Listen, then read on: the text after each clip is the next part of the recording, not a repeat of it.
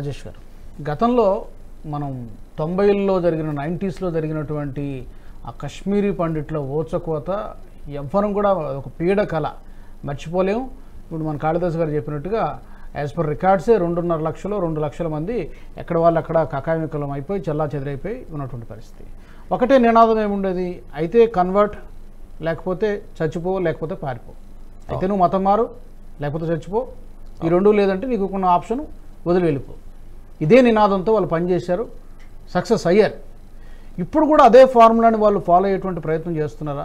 Strategies మారాయా, లేకపోతే ఇప్పుడు కూడా అదే పరిస్థితి ఉన్నారా? టెర్రరిస్టుల స్ట్రాటజీ వాళ్ళ యాక్షన్లో మారినా సరే సిద్ధాంతం మాత్రం అదే. అక్కడ నుంచి మతమే, జిహాదే. అది జిహాదీ. వాళ్ళకి ఎవరైతే అల్లాని మొక్కరో అల్లాని మొక్కని వారందరూ కాఫీర్స్ అయింది. కాళిదాస్ గారు చెప్పినట్టు అల్లాని మొక్కని వారందరూ కాఫీర్సే. వాళ్ళు ఏ మతం అయినా సరే వాళ్ళకి ఇక్కడ హిందువులు, ఇంకో దగ్గర క్రిస్టియన్లు, ఇంకో దగ్గర బౌద్ధులు వాళ్ళకి శత్రువులు.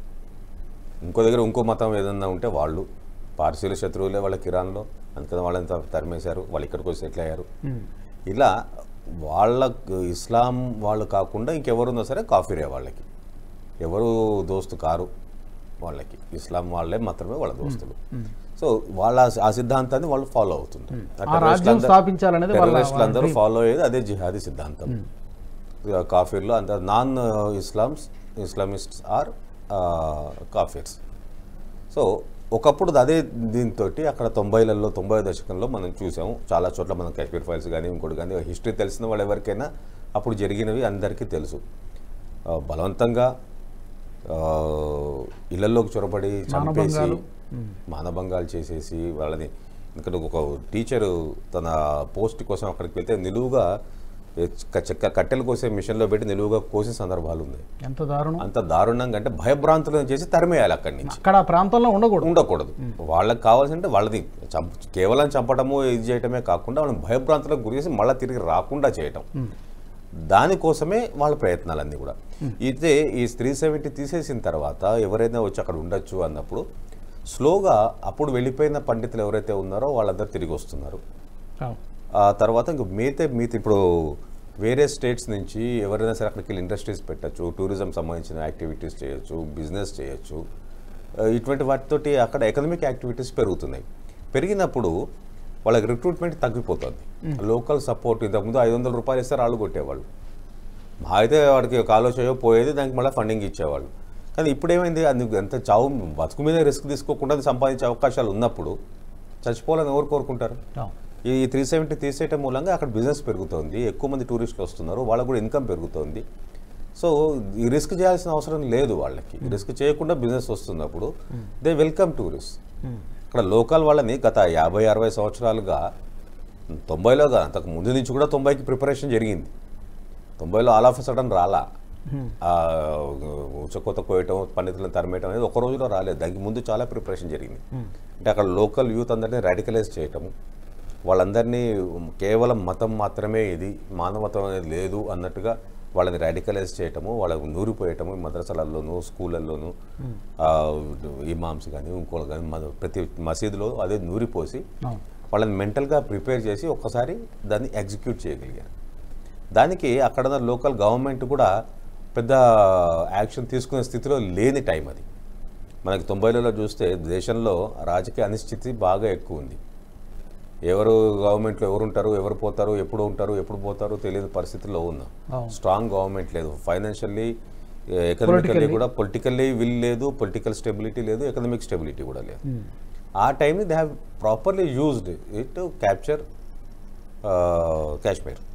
దానికి ఒక పథకం ప్రకారం వాళ్ళు ఆ రోజు అక్కడ చేశారు. దాన్ని కొద్ది వరకు కంట్రోల్ చేయగలిగాము, కొంచెం టైం పట్టింది. బట్ ఆ ఫైటింగ్ అనేది, ఆ మరణహోమం అనేది కొన్ని దశాబ్దాలు జరిగింది అక్కడ.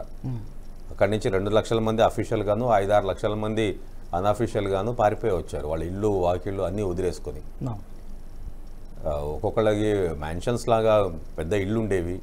అందరూ వెల్ ఎడ్యుకేటెడ్, ప్రొఫెసర్స్ కానివ్వండి, డాక్టర్స్ కానివ్వండి, ఎడ్యుకేషన్ అంతా కూడా ఉన్న పండితుల దగ్గర ఉండేది. పండితులు అనగానే మనకు ఒక చిన్న ఇదండి ఇక్కడ. పండితులు అంటే వీళ్ళందరూ బ్రాహ్మణ్స్ కారు, అన్ని కులాల్లో పండితులే. కాశ్మీర్లో హిందువులందరూ పండితులే. వాళ్ళని కేవలం ఏదో బ్రాహ్మిన్స్కి వ్యతిరేకంగా జరిగింది అనుకోవడం తప్పది. పండితులు అంటే బ్రాహ్మణులు మాత్రమే కాదు, పండితులు అనే వాళ్ళ హిందువులందరూ పండితులే. అది కామన్ నేమ్. అన్ని కులాల వాళ్ళని పండితులనే అంటారు అక్కడ. అందులో కొంతమంది బిజినెస్ చేసే పండితులు ఉన్నారు, కొంతమంది ఎడ్యుకేషన్ పండితులు ఉన్నారు, కొంతమంది వేరే పనులు చేసుకునే పండితులు ఉన్నారు. అందరూ కూడా పండితులే అక్కడ. హిందువులందరికీ పండిట్ అనే పేరు అది. భట్ అది అట్లా కొన్ని సర్నేమ్స్ వేరే ఉన్నాయి కానీ పండితులు అని మాత్రం అంటారు. సో వాళ్ళు అది పండితులకు వ్యతిరేకంగా వాళ్ళు చేశారంటే కేవలం ఒక కులం వాళ్ళకి వ్యతిరేకం కాదు, అది మొత్తం ఒక జాతికి సంబంధించింది. హిందువులందరినీ వెళ్ళగొట్టడానికి చేసే ప్రయత్నం అది. అదొక్కటి మనం చాలా మంది మిస్ అవుతుంటారు దాన్ని. పండితులు అనగానే వాళ్ళు ఒక బ్రాహ్మణ్స్కి వ్యతిరేకంగా బ్రాహ్మణులు అగ్రకులాలు అది ఇదని, అగ్రకులాలు నిమ్న కులాలు అని కాదు, అన్ని కులాలు వాళ్ళు పండితులే. వాళ్ళు అన్ని కులాలని వెళ్ళగొట్టారు అక్కడి నుంచి. నిమ్న కులాలు చెప్పులు కుట్టుకునే వాళ్ళ దగ్గర నుంచి స్కూల్లో టీచర్ వరకు ఎవరిని వదిలిపెట్టలేదు, అందరినీ చంపారు, అందరినీ వెళ్ళగొట్టారు అక్కడి నుంచి. సో అది ఇప్పుడు కూడా మరోసారి అలాంటి భయభ్రాంతులకు గురి చేసే ప్రయత్నమే జరుగుతుంది. అటువంటిదే జరుగుతూ ఉంటుంది. వాళ్ళ పని అది. Security forces will do their course. అంటే వాళ్ళకు ముందు కూడా లోకల్ పట్టు తగ్గిపోతే వాళ్ళకి వచ్చే టెర్రర్ ఫండింగ్ రాదు, బయట నుంచి వచ్చే ఫండింగ్ రాదు. ఈ మతం పేరుతోటి మళ్ళీ కొంతమంది రాడికలైజ్ చేయడానికి ఉండదు. ఇప్పుడు మనం చూసాం ఇందాక సార్ చెప్పినట్టు కూడా పిఓజేకేలో కానీ ఇటు సైడ్ కానీ ఇటు పైన గిల్గిట్ బాల్టిస్తాన్ సైడ్ కానీ ఎక్కడ కూడా లోకల్ సపోర్టు టెర్రరిస్టులకి పాకిస్తాన్ గవర్నమెంట్కి లేకుండా పోయింది. అప్పుడు లాంచ్ ప్యాడ్స్లో ఇప్పుడు ఉన్నారు వాళ్ళు కూడా, కానీ లోకల్ సపోర్ట్ చాలా తక్కువ వాళ్ళకి, బయట నుంచి రావాల్సిందే. ఒకప్పుడు ఇక్కడ లోకల్ యూత్ని కూడా రాడికలైజ్ చేసి వాళ్ళు కూడా టెర్రరిస్టులు తయారయ్యారు. ఇప్పుడు లోకల్ యూత్ లేరు, ఇప్పుడంతా బయట నుంచి వచ్చేవాళ్ళే. వేరే దేశాల్లో అక్కడ ట్రైన్ అయ్యి అక్కడి నుంచి వాళ్ళని ఫండింగ్ చేసుకుని పంప్ చేయాల్సి వస్తుంది ఇక్కడికి. సో స్లోగా if we use a proper strategies, ఇదే స్ట్రాటజీ మళ్ళీ ఇప్పుడు గవర్నమెంట్ మోడీ 3.0లో సిమిలర్ స్ట్రాటజీస్ వాడితే త్వరలోనే ఇవన్నీ కూడా తగ్గిపోతాయని ఆశిద్దాం.